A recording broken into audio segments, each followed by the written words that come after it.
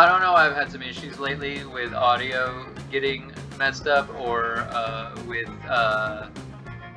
the videos just kind of cutting off, but yeah, the video cut off randomly. I was trying to say something, but oh boy, do I not remember what the thing was. And I don't remember what stats are where. I was trying to... I don't remember. We're going to the lake. That day, you go diving. Oh, I was gonna...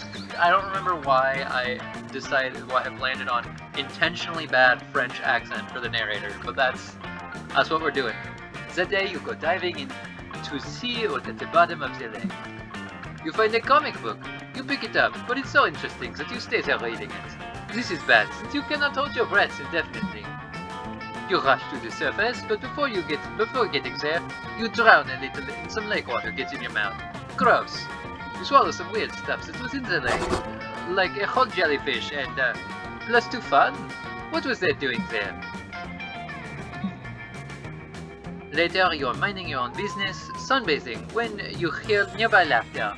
You look over to see Polly and Scott talking at the edge of the lake. Well, Mama said never to eavesdrop. But Mama nonetheless raised a horny, nosy SOB, so you decide to listen. Pranked! Oh man, Scotty, you should have seen her face. This is hands down my favorite Slayer prank yet. I don't really get it though.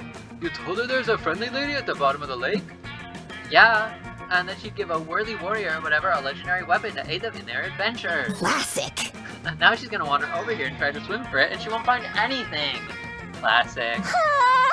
Oh, do you think she'll drown trying? Then I can finally have another ghost buddy. I've always wanted to have a social group I could possess an entire boy band with. Oh, bro. But isn't lying to Aravi about something she's really passionate about kinda mean? Oh, it's okay, Scott. No, silly. It's like that time I told you all of your favorite stars are actually your friends. But they can't hear you, so you gotta scream at them. It's not mean if it's funny. Oh, but that wasn't a lie because you're my friend, and you'd never lie to me. So I guess what you told Aravi is true. You're debating breaking Scott's heart about the stars when you hear voices from the other end of the lake. Uh-oh, it's Aravi and Hex. And you think you know why they're here. Can we just fucking watch TV? You dragged me away from the 24-hour rerun marathon of Wipeout for this. Why do you even want a new weapon? You already have so many. You guys seen any loot around here? I told you, Hex, I'm going for a completionist run. Last summer, I ignored all the camp side quests because I was so focused on beating the final boss, and I missed lots of cool loot. Besides, this Lady of the Lake rumor has main quest written all over it. I hope the prize is a new sword, preferably a long sword that's not longer than me for a change. Or we can just get some bagels.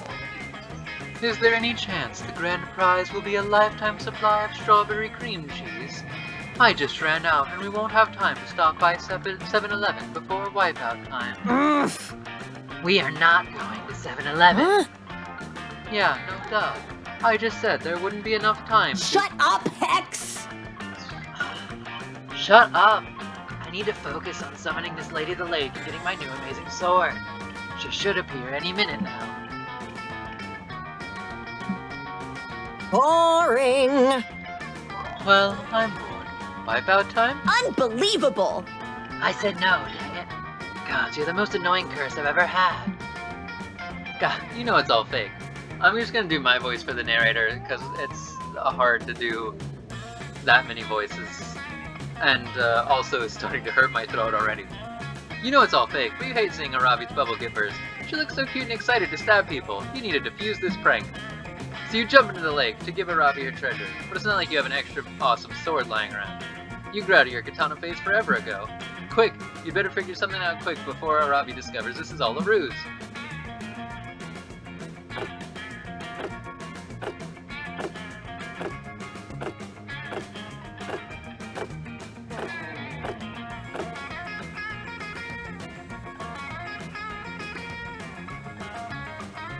Will the frantically look for the first thing you can get from the lake.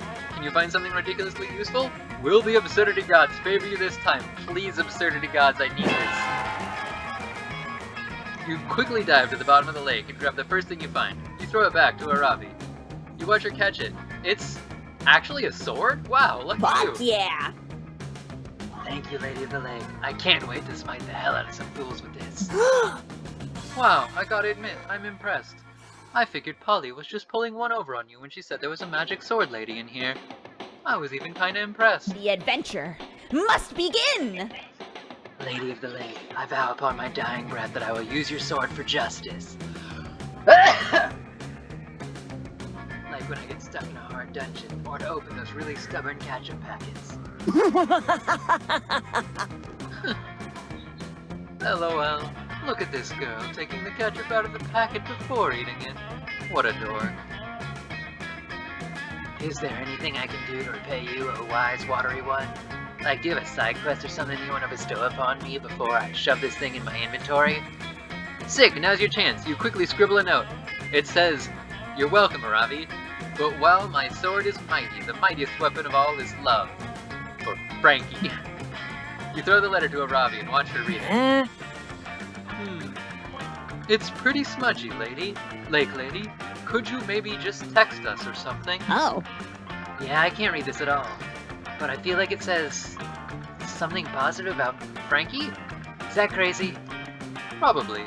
But I'm getting that impression too. I'm gonna go find her and see if she can make sense of this Rorschach stuff. We walk off in search of you.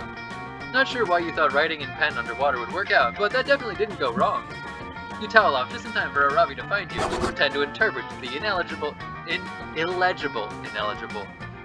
note. You gain +2 fun and +1 charm.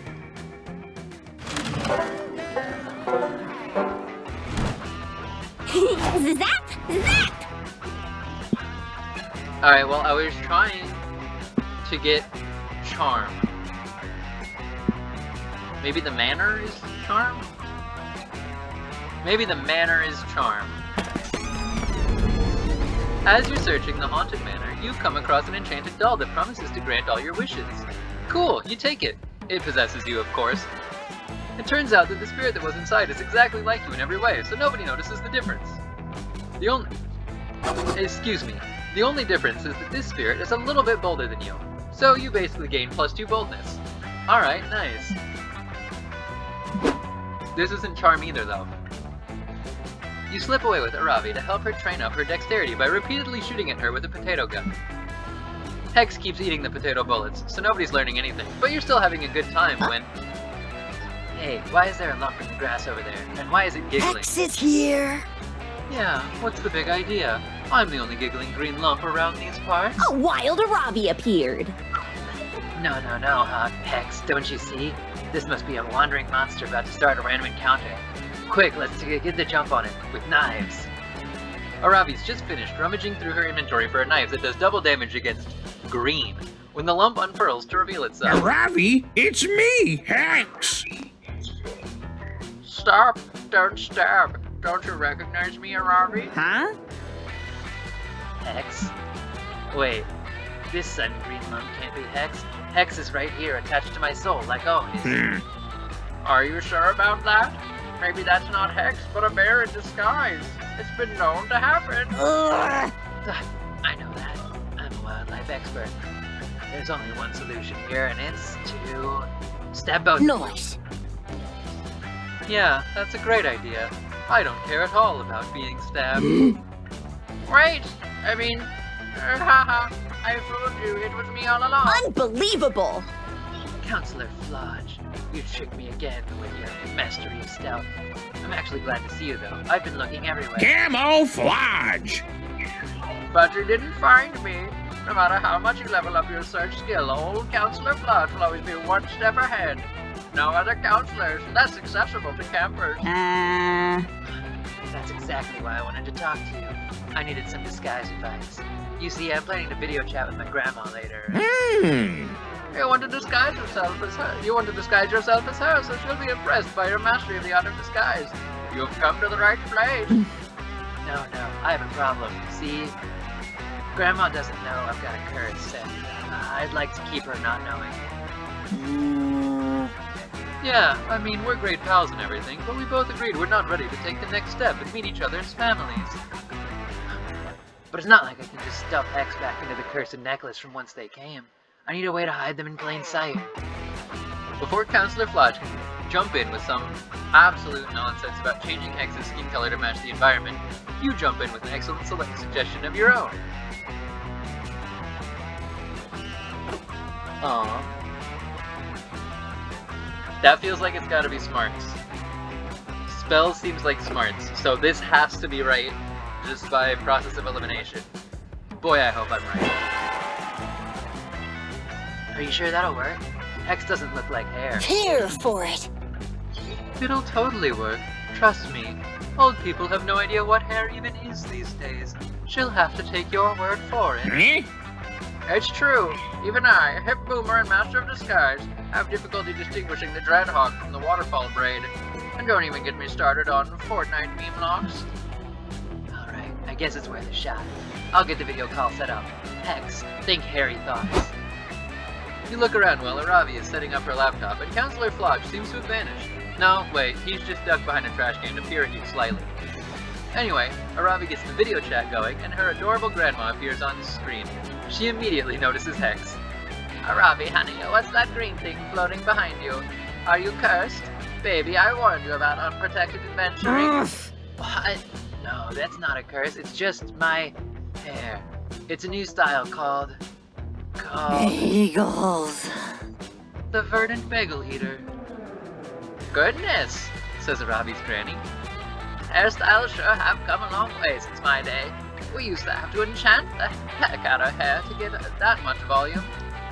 And even then, it never spoke complete sentences, just individual words and a maddening abyssal tongue. Well done, Aravi. Glad you're learning to slay in more ways than one. Free XP for everyone. Wait, you can enchant hair? What kind of bonuses does that grant? Aravi and her grandma dive into a detailed conversation about the stat-enhancing properties of an appropriately fierce dew. Afterwards, she even teaches you a hairstyle that gives you +2 boldness and +1 fun. Excellent. Home is where your booty sits the comfiest. Well, obviously, we're sitting with the person who I've been hanging out with all week so far. Later, you find Joy and Aravi hanging out near the campfire. This is normal. They're gathered around an eerie, blood-stained skull made entirely out of gold and valuable jewels. It looks priceless beyond words. This isn't normal. Pog. It's so beautiful, and it looks anatomically accurate. I wonder if they used a real-life skull as a mold, or if it's an actual skull cast in gold. Either way, it's amazing. Ugh. It's so pretty that I don't want to eat it. I've never felt this way before. Is this love, you guys? Is this feeling love? I mean, obviously, this is both a dangerous magical object with incarnate power, and 2, an insightful metaphor about how capitalism entombs our minds in endless greed. You ask them what the heck is up with this super wax skull. Such a twist. Oh, this. Isn't it obvious? It's a MacGuffin. That is, an object that's going to be very necessary to the plot and central to the motivation of the main characters. Joy's totally right. You have no idea what this skull is for, but you can feel the narrative importance radiating off of it. We're not really sure what the skull actually does, or where it came from, or if it's cursed and going to drive us into a fit of insanity that makes us eat our own hair. But literally, who cares? A MacGuffin this awesome is guaranteed to have a huge narrative payoff. The adventure must Always. begin. They're always so satisfying. This is gonna be such a good start to my next adventure. Ugh. Excuse me.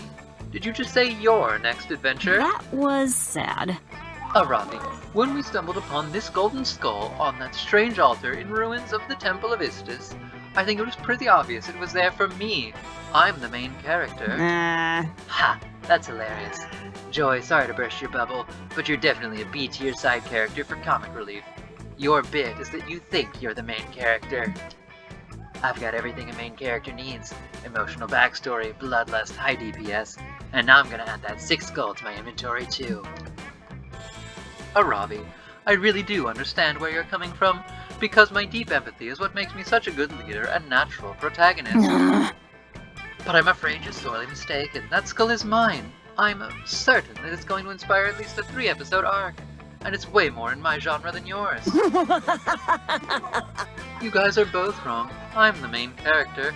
This is a local multiplayer comedy dating sim video game, and that skull is made of chocolates. Whoever the main character is, you're sure of one thing. It's not you. So help decide which one of these homies gets that MacGuffin.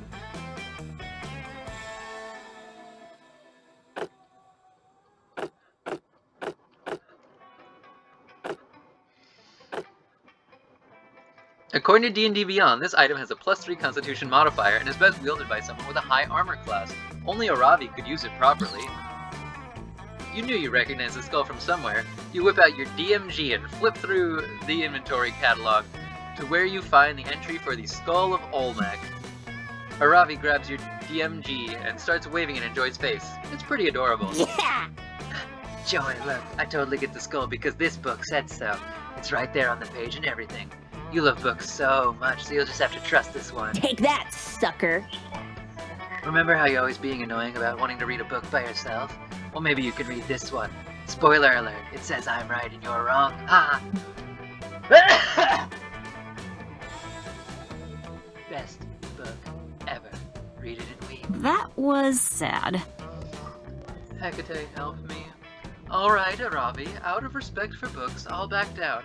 Enjoy the MacGuffin, you obnoxious tsundere. Joy leaves, and you're expecting Aravi to investigate the skull, but she's way more interested in your DMG. Unbelievable! Whoa, have you seen all the cool gear in this book? Listen to this. There's an item called the Mental Health Kit that's imbued with the power of 3 therapy sessions. Sick. Holy crap, that's dope! And check out the Infinite Stream Collapser. It has magic that combines every TV streaming service into one mega stream. I can watch it all. Oh my god, there's just so much to choose from. I need the bare hands and the goblin deboner for sure. And I bet the horniness detector could come in handy. Yeah! But the coolest item of all is definitely the Hammer of Emotionally Cathartic Victories. I don't care what it takes, I'm gonna make that my default weapon. Dang, I never expected a book to be fun.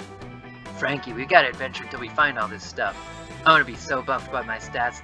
I'm gonna be so buffed that my stats will look like phone numbers. I mean, I guess you were pretty great. So, thanks, I guess. It made me happy when you said I was the main character.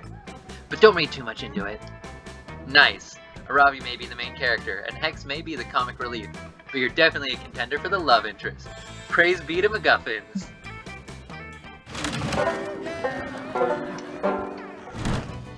Brought my first aid kit, just in case. I'm gonna end this episode off here, and I'll see you in the next one. Bye-bye!